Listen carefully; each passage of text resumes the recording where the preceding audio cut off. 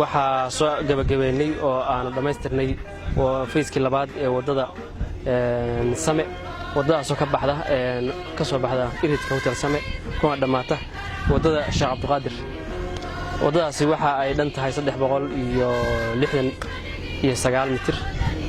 waxa aanu ay ahayd wada muhiimad u leh xaafadan Hantiwadaag oo biyo qabad leh oo mataqaanaa ay ka jiraan mataqaanaa dhibaato badan oo xaafadaha ay ku hayso qoysaska banaana ay ku hayaan waxaanu soo bilownay maalintii bisha ay ahayd 18 bisha wadadan oo 18 bisha ay aan soo bilownay waxa aanu ka qaadnay ciidihii yaalay waxaanu ka qaadnay dhammaan meelihii godgodka kala dheeraa wadada waxaanu ka dhignay wada qurux badan oo smooth ah waxaana wadada muhiimadda aan ka lahaynay in biyaha buntajiifka Same ka yimaada ay noqdaan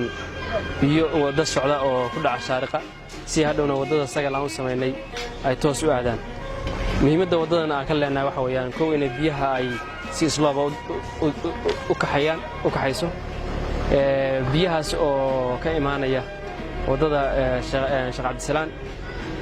toosna u aadaya Sheekh Cabdulqaadir sida hadda arkaysaan oo la soco aragtaanba waa ka arkaysaan sida ay qurux badan tahay oo ay smoothka u tahay baabuurtuna u marayso biyahana ay raadinayso wadadana cabirkeeda waxa lagu qiyaasay at least inay tahay 10 mitir muhiimna waxa u tahay dadka xaafadda iyo biyaha iyo wadooyinka aan rabno magaalada inaan ka shaqeyno oo aan dhamaantoodba aan isku dayno in ay biyaha ay si fiican ay u mari karaan aysan biyaha la xirin oo ciid la dhigin oo carakaaba la dhigin sida uu sheegay agaasimuhu wadada tan waa wadada albaabka ku beegan hotel Same waxayna dhexmadhaa xaafadatan Hantiwadaag qayb kamid ah wadadaanu 300 iyo xoogaa iyo way mitirkeedu waxayna ku dhacdaa wadada Sheekh Cabdulqaadir wadada tan waxay ahayd wada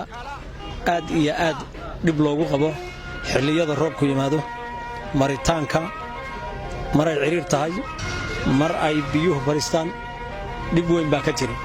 haddana muddo dhowr maalmood laga shaqeeyay saaka waxa lagu guuleystay wadadaas in maaragtay la baneeyo loona sameeyo maaragtay biyo dhac fiican loo sameeyo xariihi iyo balbalooyinkii iyo wixii ka dhisnaa iyo dhagaxii iyo ciidii iyo dhoobadii iyo carakaawada awal dadku ay hore ugu caleeyeen iyo waxaasna waa laga jaray waa laga dhameeyay saa u jeedaan basaaka waa wada u haboon oo mudan inay noqoto wada magaaladu aad iyo aad maaragtay ama saxaafadda hadda ay madho waana wada camiran oo hal boos baa nooga muuqda haddeen wax bannaan inta ay ku taal inteeda kale to wada camiran oo la degan yahay marka wadadaas waa guul weyn weeye wadada shaqada laga qabtay oo u soo hoyatay xaafadda ay dhex madho iyo meesha ay ku taalo waxa kale oo aanu dadka u sheegaynaa dadku waa inay la socdaanin oo nala socdaanin waxa la hadda la bilaabay qaabkii wax looga bedeli lahaa wadooyinka magaalada dhexmara wadooyinkaas oo awal ahaa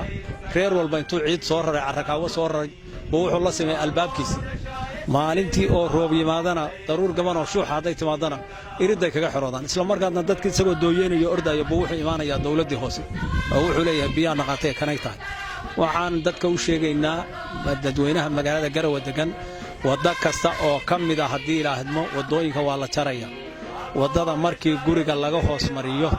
bay biyaha qaada waayaan dadka wax yeelin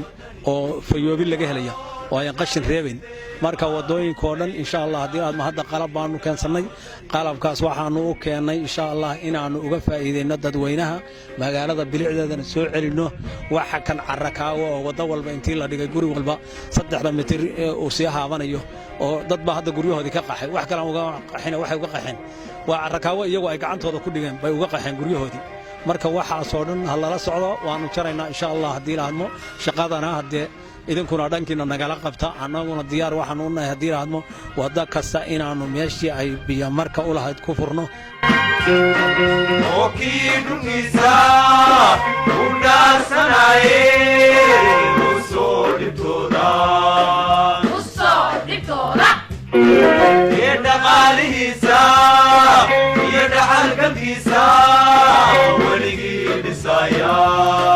Weligii dhisaya